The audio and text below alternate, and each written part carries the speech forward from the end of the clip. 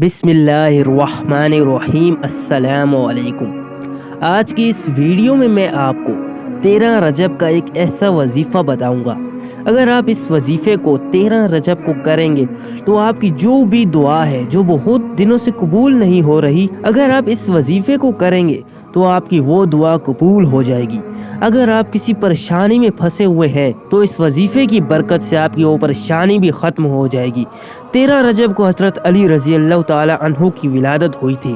اس دن آپ کی ہر پریشانی ختم ہوگی اور آپ کی ہر دعا قبول ہوگی۔ یاد رہے کہ 13 رجب میں مولا علی رضی اللہ تعالی عنہ کا ظہور ہوا، اس لیے 13 رجب کا دن اور رات روحانی فیض، حاجات کی تکمیل اور مشکلات کی آسانی کے لیے بے حد خاص مانا جاتا ہے۔ لہٰذا بزرگوں کے مطابق جو بھائی یا بہنیں 13 رجب کا دن عبادت کے بغیر گزار دیتے ہیں، اصل میں وہ اپنی تقدیر سنوارنے کا بہت بڑا موقع ضائع کر دیتے ہیں۔ اگر کوئی فرد 13 رجب کو یہ وظیفہ کرے گا تو اس وظیفے کی برکت سے اللہ کی ذات آپ کو بے حساب رزق اور دولت سے نوازیں گے۔ کاروبار اور زندگی کے ہر میدان میں آپ کو کامیابی عطا فرما دیں گے۔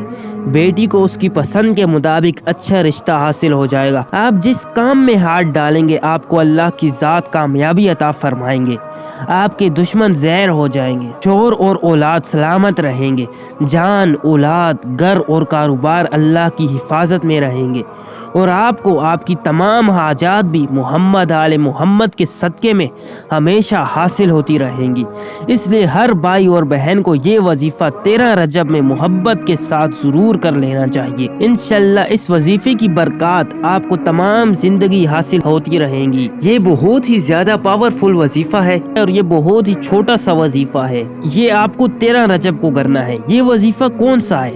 یہ وظیفہ میں آپ کو بتاؤں گا، لیکن سب سے پہلے میری آپ سے ایک درخواست ہے کہ مولا علی علیہ السلام کی آمد کی خوشی میں آپ کے لیے یہ وظیفہ ڈھونڈ کے لایا ہوں، اس لیے آپ اس ویڈیو کو لائک ضرور کر دیں، اور یہ جو آپ کو سبسکرائب کا بٹن نظر آ رہا ہے آپ اس کے اوپر کلک کر کے ہمارے چینل کو سبسکرائب کر دیں، اور یہ جو گھنٹی کا بٹن ہے آپ اسے بھی ضرور دبائیں۔ اگر آپ اس گھنٹی کے بٹن کو دبا دیں گے تو آپ تک ایسی ہی ویڈیوز بآسانی پہنچ جائیں گی۔ تو آپ نے 13 رجب کو 113 مرتبہ دعائے ناد علی پڑھنی ہے، اور آپ 2 نفل نماز ہدیہ محمد آل محمد اس طرح ادا کریں کہ ان دونوں نوافل میں آپ سورہ فاتحہ کے بعد 14 مرتبہ سورہ اخلاص تلاوت کریں۔